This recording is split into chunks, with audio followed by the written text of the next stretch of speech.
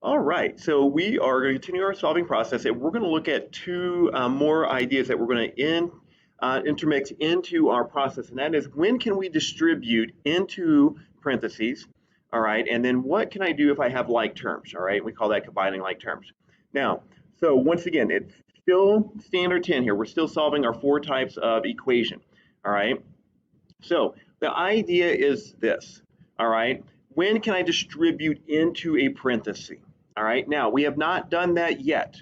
Now, here's what we say. We use terminology for just because we don't have a, for lack of a better term, is whether that parenthesis is open or closed. All right, and so here's what I mean by that. If we look at number one here, all right, we say this parenthesis is open because there's no exponent on it. So that means I can distribute into that parenthesis versus if I go back to our prior lesson here and I look at problem 3 here, we would say that this parenthesis is closed. See how the exponent is on the parenthesis here? That means I can't distribute into that parenthesis. All right, so if the parenthesis does not have, all right, an exponent on it, so for example, here's number 1 from our previous lesson. And what we said we could do is we could use the 0 property right away, right? So what plus 12 is 0? Negative 12. And we said this was a multiplication problem, right? 4 times what is negative 12? And negative 3, we went through it that way. Now, here's how we could have done this problem with distribution, all right? Since this parenthesis is open, all right, I could have distributed. Now, distributed means take whatever is immediately on the outside of the parenthesis and multiply it times everything on the inside. And here's what that would have looked like if I had done it that way. All right, and if I had done that, and you can just watch this, you don't have to write this down anywhere, but I want you to see that we get to the same answer. So I could have done 4 times x, and that would have been 4x. And then I could have done 4 times negative 2, all right, and that would have been negative 8.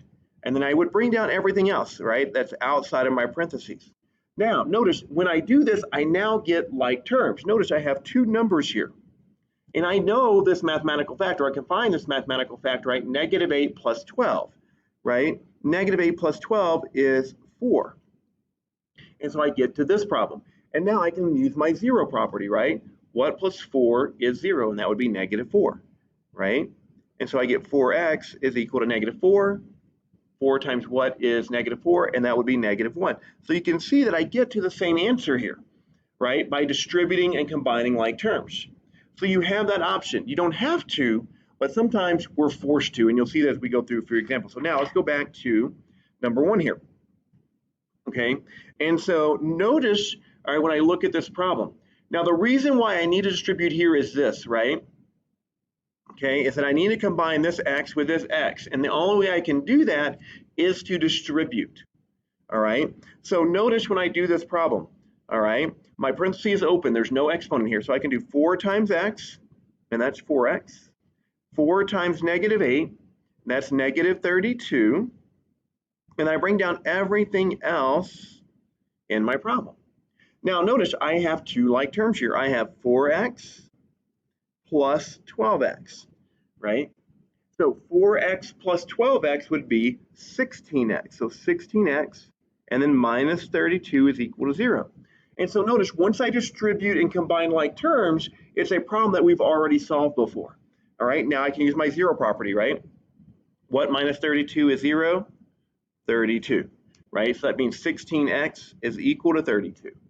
Now, it's a multiplication question again. 16 times 2 is 32, right? So then my answer would be x equals 2. All right, now once again, if you were to check your answer, right, I can go back. All right, we said that we take our answer wherever there's an x, I plug it in. All right, so now if I do that for this particular problem, right, so 4, open parentheses, there's an x there, so I put in a 2, minus 8, close my parentheses, plus 12, and I open my parentheses and I put an x, a 2 in for that x as well, right? And notice what I get. I get 0. So I get 0 equals 0. That's a true statement. I know my answer works, right? So the other thing is now we might have more than one x in our problem. So when I verify, remember, take whatever your x value is and you plug it in for all the x's no matter where they are at. Okay, now let's look at number 2. Now I didn't do this on problem 1, I should have, but all right, what type of function do I have here? I have an absolute value function. So I'm expecting 2 solutions. Now when I look at this, there are no grouping symbols, so I don't have to worry about distributing, okay? All right, or no parentheses, I should say. But I do have like terms here. So this is a math fact I can do. What's 15 plus 9? Well, 15 plus 9 is 24, and that would be that. And so once I've combined like terms, right, now it's just like what we've been doing, okay? Zero property. What plus 24 is 0? Negative 24, right? So negative 3 times the absolute value of x is equal to negative 24. Now it's a multiplication problem. Negative 3 times what is negative 24? Negative 3 times 8 is negative 24. So the absolute value of x is equal to 8. Now, what numbers have an absolute value of 8? Negative 8 and positive 8. Okay, so there's what we're talking about. Okay, now, all right, so looking at problem 3. Now, once again, I see x squares, so I know it's quadratic. I'm looking for two solutions and are expecting two solutions. Now, once again, I'm going to combine like terms here. Notice there's only one regular number, but there are two x squared terms. All right, so those are my like terms. So I want to just combine those, right? So negative 4x squared plus 6x squared would be 2x squared. And then minus 16 equals 0. All right, so when we talk about like terms, a number can only be combined with a number, right? A variable can only be combined with the same type of variable. So an x squared can only be combined with another x squared. An x can only be combined with another x. An absolute value of x can only combine with another absolute value of x. Okay, now we're back to that same problem we've been looking at for, all right, several lessons here. What minus 16 is 0? 16. All right, so 2x squared is equal to 16. Multiplication question now. 2 times what is 16? 2 times 8 is 16. So x squared is equal to 8. Now 8 is not a perfect square, right? Because 1 squared is 1, 2 squared is 4, and 3 squared is 9. All right, so we can see, right, that 8 is between 4 and 9, and it's closer to 9. So we're going to approximate x here, right? So x could be, remember we still get our two solutions, like negative 2.9, and x would be approximately 2.9. All right, now, looking at number 4. All right, now, here's what we have to understand. When we distribute to an exponential, we distribute to the number on the outside of the exponential, not the base of the exponential. So here's what this really says right here, all right? And I want to look at this is that really this is 4, and this is 1 times 2 to the x minus 4 minus 8 equals 0. So when I'm distributing to the exponential, I'm distributing to the number before the exponential. So in this case, that's the 1. So when I do this, it would be 4 times 1. So this would be 4 times 2 to the x minus 4. And then when I do 4 times negative 8, I get the negative 32, put my parentheses here, equals 0, just like I got the negative 32 in problem 1 here. Now, because we could have had a problem like this, and let me just rewrite one here just for the first step. All right, like that. And so notice I'm doing 4 times this, right? So this would be 4 times 3, and that would be 12 of that something. And then 4 times negative 8 would be minus 32. So I'm distributing to the number before, not to the base. The base will never change. So if it's a base 2 here, it's got to stay a base 2 all the way through the problem, right? In the same way that if, right, if, grab a, right? And so I want, so if we had this, right? So if it's 4 like that, right? This would be 4 times x, right? And then negative 32 like that. Okay, so notice we had an x here, it's an x here. If this was 4 times x squared minus 8, right? So 4 times x squared would be 4x squared and then minus 32. All right, so notice whatever we have here, we get here. It doesn't change what we have. So if we have a base 2, we still get a base 2. And the reason is if I rewrite this, this is really 1x minus 8. This is really 1x squared minus 8. So we're really distributing to that number, not to the variable per se, the number with the variable, all right? And so I want to make sure that we understand that distinction, okay? All right, so now if we proceed with our problem here, right? Now we're back to that 0 property. What minus 32 is 0?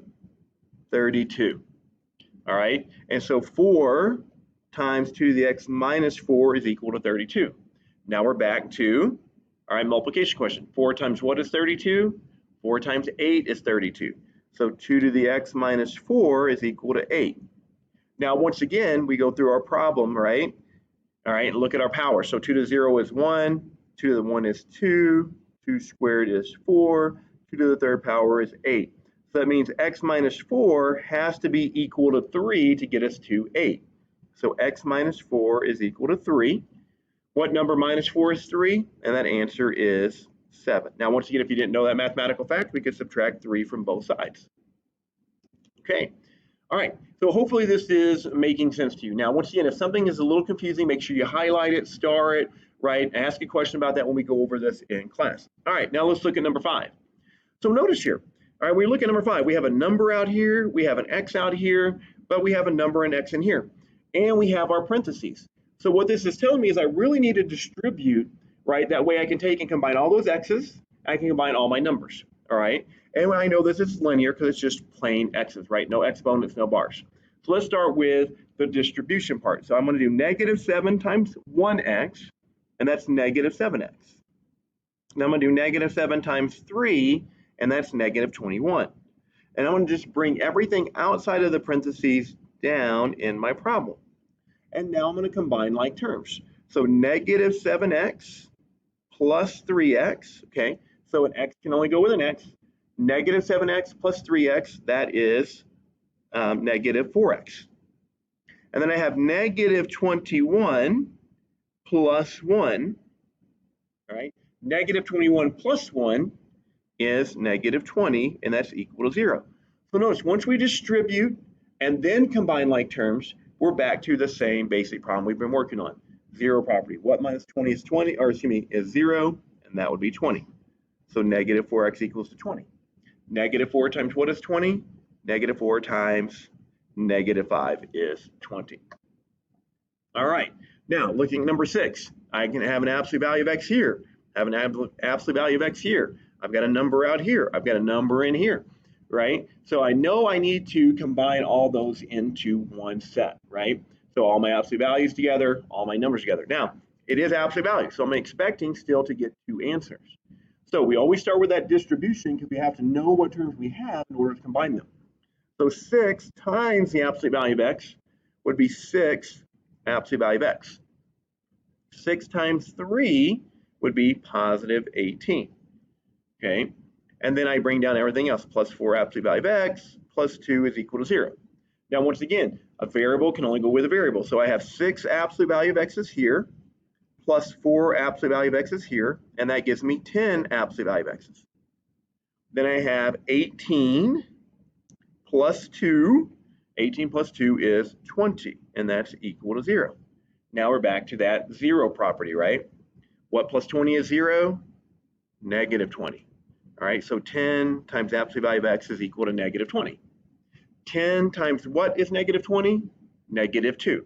So the absolute value of x is equal to negative 2. Now, once again, we get to this point, we know this is no solution, all right, because an absolute value can't equal to a negative number. All right, let's see if we can get through the next 2 problems. All right, very similar problem here to number 6, except for now I see that it's quadratic, right? And once again, notice my parentheses are open. There's no power on the outside. It's okay to have a power on the inside, but not on the outside here to close those parentheses. So I'm going to distribute this 3. So 3 times x squared is 3x squared. 3 times negative 2 is negative 6. And then I'm going to bring down everything else here. 2x squared minus 14 is equal to 0. And now let's combine those like terms, right? So 3x squared plus 2x squared is 5x squared. All right, negative 6 minus 14, all right, is negative 20, and that's equal to 0. Then we're just going to use that 0 property, right? 20 minus 20 is 0. So 5x squared is equal to 20. All right, 5 times what is 20? And that would be 4. So x squared is equal to 4. All right, now what number square is 4, right? So negative 2 times negative 2 is 4, and positive 2 times positive 2 is 4. All right, one more problem here to wrap up our video for lesson 10 here. All right, so now once again, right, I look at this problem. X is my exponent, so I know it's exponential. I'm expecting one solution. I look at my parentheses, right? There is no exponent on the outside, so that means I can distribute into them. So I'm going to distribute this 3 into here, right? And I get 3 times 3 to the x, in the same way that I get 3x squared here, right? So 3 times x squared, 3x squared. 3 times 3 to the x is 3 times 3 to the x. 3 times negative 2, all right, is negative 6. And then I bring everything down, right? I have 4 3 to the x's here, minus 15.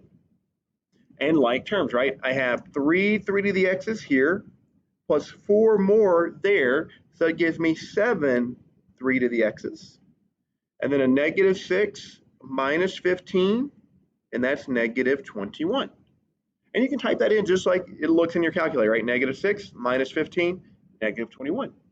Back to that zero property, right? 21 minus 21 is 0. So 7 times 3 to the x is 21. 7 times what is 21? That's 3. So 3 to the x is equal to 3. And then what power of 3 gives me 3? And that would be 1. And so there's our answer. All right, so hopefully you see how distributing and combining like terms works into those rules that we've already established for solving. So once again, highlight any problems you have questions about, anything you need us to verify and go over with you, and we will do that when we see you in class. See ya.